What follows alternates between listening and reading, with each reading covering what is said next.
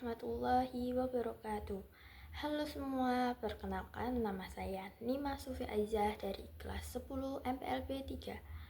Di sini saya akan membacakan hasil teks laporan observasi, yaitu tentang jadwal proyek.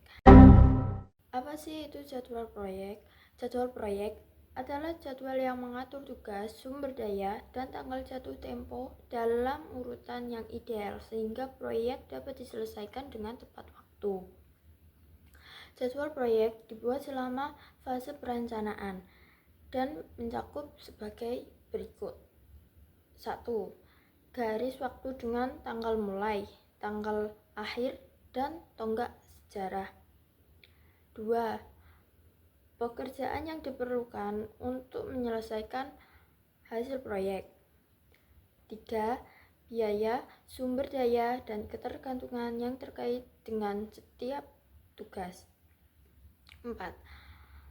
Anggota tim yang bertanggung jawab atas setiap tugas. Nah, jadwal proyek dibuat dan dilacak dengan perangkat lunak penjadwalan proyek yang memiliki fitur-fitur utama yang memungkinkan manajemen proyek memantau kemajuan tugas, sumber daya, dan biaya secara real time. Mereka juga dapat menetapkan pekerjaan, menghubungkan tugas-tugas yang bergantungan, melihat dashboard, mengalokasikan sumber daya, dan banyak lagi.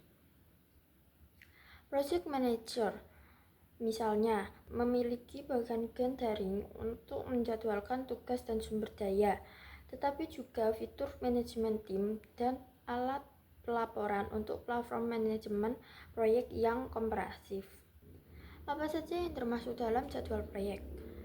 Jadwal proyek dibuat selama fase perencanaan proyek dan sangat penting untuk pembuatan rencana proyek, yang mana rencana jadwal, garis dasar jadwal, hasil akhir, dan persyaratan diidentifikasi. Jadwal proyek dirancang untuk memandu tim proyek selama pelaksanaan proyek. Kemudian, selama fase pelaksanaan, jadwal dasar dibandingkan dengan kemajuan proyek yang sebenarnya. Berikut ini yang termasuk dalam pembuatan jadwal proyek. 1. Hasil akhir. 2. Tugas. 3.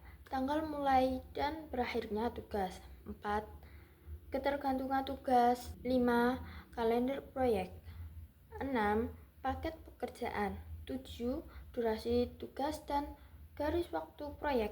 8. Anggaran. 9. Ketersediaan sumber daya. 10. Jadwalkan analisis risiko. Langkah-langkah penjadwalan proyek. Saat membuat jadwal, Anda dapat menggunakan template jadwal proyek yang menawarkan contoh jadwal proyek dan lembar kerja jadwal proyek secara gratis. Namun, template tidak dapat membantu Anda sejauh itu. Jadwal proyek bukan sekedar jadwal standar yang berlaku setiap proyek. Ada berbagai teknik penjadwalan proyek dan alat perencanaan proyek yang terlibat dalam proses penjadwalan. Selain itu, setiap proyek memiliki sumber daya, jadwal, pertimbangan ruang lingkup, dan variabel unik lainnya yang harus dipertimbangkan dalam rencana manajemen jadwal. Menggunakan perangkat lunak, manajemen proyek mengintegrasikan jadwal ke dalam alat manajemen proyek lainnya, seperti bagian Gantt, dashboard, dan laporan untuk memantau kemajuan, serta papan Kanban untuk mengelola alur kerja.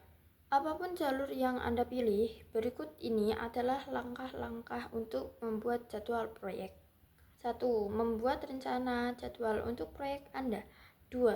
Tentukan siapa yang memiliki wewenang atas jadwal. 3. Mengidentifikasi tanggal mulai dan berakhirnya aktivitas tugas proyek. 4. Cari tahu ketergantungan tugas. 5. Urutan aktivitas dan tugas secara kronologis untuk membuat kalender proyek. 6. Memperkirakan sumber daya yang dibutuhkan dan ketersediaan sumber daya. 7. Tentukan durasi kegiatan dan tugas. 8. Membangun jadwal proyek. 9. Memantau dan mengendalikan jadwal sepanjang siklus hidup proyek. Adapun 5 manfaat dalam penjadwalan proyek, yaitu 1. Prioritas. Jadwal proyek menggunakan pekerjaan diprioritaskan karena tim dapat melihat semua informasi tingkat aktivitas yang dibutuhkan. Mereka dapat memastikan tugas dilakukan dalam urutan yang benar dan dengan tingkat urgensi yang tepat. 2. Pelacakan. Jadwal memungkinkan manajer proyek untuk melacak dan memantau kemajuan.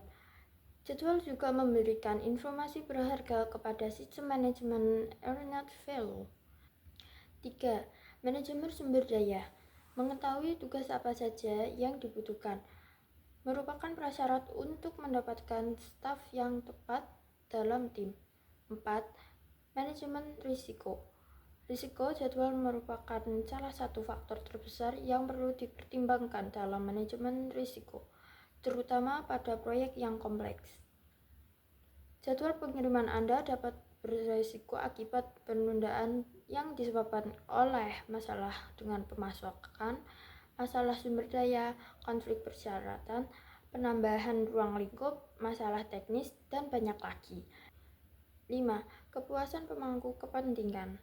Sponsor yang ingin memastikan bahwa mereka memimpin proyek yang sukses akan ingin melihat yang pertama.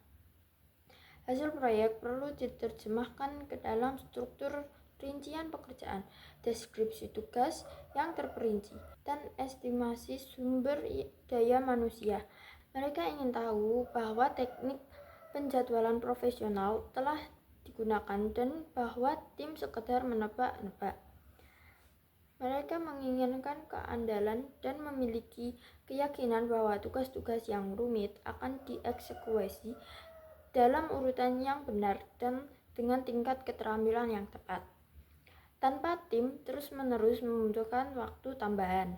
Jadi kesimpulannya, dalam perencanaan proyek dibutuhkan ketepatan dalam pembuatan jadwal rencana kerja, sehingga proyek dapat diselesaikan sesuai dengan waktu yang ditetapkan. Pada pelaksanaan, diperlukan proses pengendalian untuk mengendalikan proses pelaksanaan dan pengeluaran proyek. Pengendalian proses pelaksanaan dan pengeluaran dapat dilakukan dengan membandingkan antara yang direncanakan dengan yang terjadi sesungguhnya. Software, sistem informasi penjadwalan, dan pengendalian proyek konstruksi bangunan berhasil untuk membuat penjadwalan dan pengendalian proyek dengan menghasilkan bar chart dan kurva S, serta perhitungan pengeluaran yang diperlukan setiap minggunya yang dapat membantu dalam proses penjadwalan dan pemantauan pekerjaan konstruksi. Sebaiknya juga penjadwalan dan pengendalian proyek dilakukan dengan baik, mengingat bahwa dengan adanya bantuan software belum tentu mengatasi keseluruhan hambatan yang dapat menyebabkan keterlambatan. Software sistem informasi penjadwalan dan pengendalian proyek konstruksi bangunan sekolah sebaiknya dapat dikembangkan agar dapat meliputi bidang lainnya. Dalam suatu pelaksanaan proyek, seperti penggambaran critical path method, perhitungan harga satuan pekerjaan dan rancangan anggaran biaya, inventory material, serta hal lainnya yang merupakan bagian vital di dalam suatu proyek konstruksi. Dalam menentukan harga satuan pekerjaan, sebaiknya dilakukan sesuai dengan prosedur perhitungan analisis biaya yang tertera pada SNI. Sekian dari saya, terima kasih. Mohon maaf jika ada salah kata. Saya akhiri. Wassalamualaikum warahmatullahi wabarakatuh. Dan jangan lupa like, comment, dan subscribe. Bye-bye.